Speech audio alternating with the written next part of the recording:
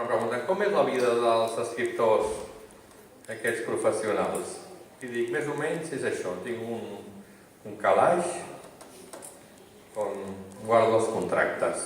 És l'únic calaix que no està... que només hi ha contractes.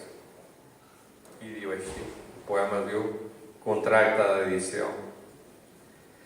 Depriments contractes de lletra petita i infinitat de condicions adverses.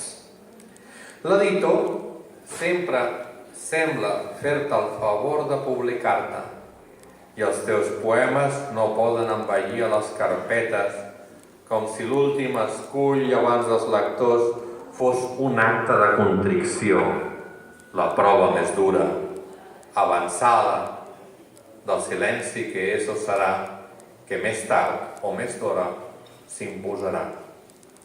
La biblioteca és plena de poetes morts, els que van morir joves i els que van obtenir els llorers.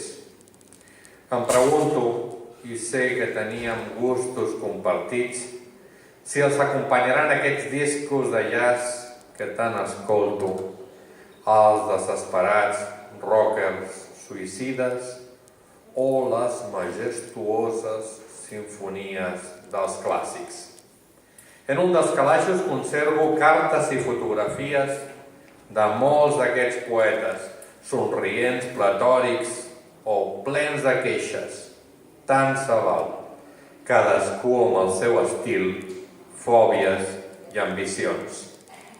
En un altre calaix, els vells contractes, esgrogueïts i desmoralitzadors, encara no han caducat. Difereixen gaire de l'esclavitud?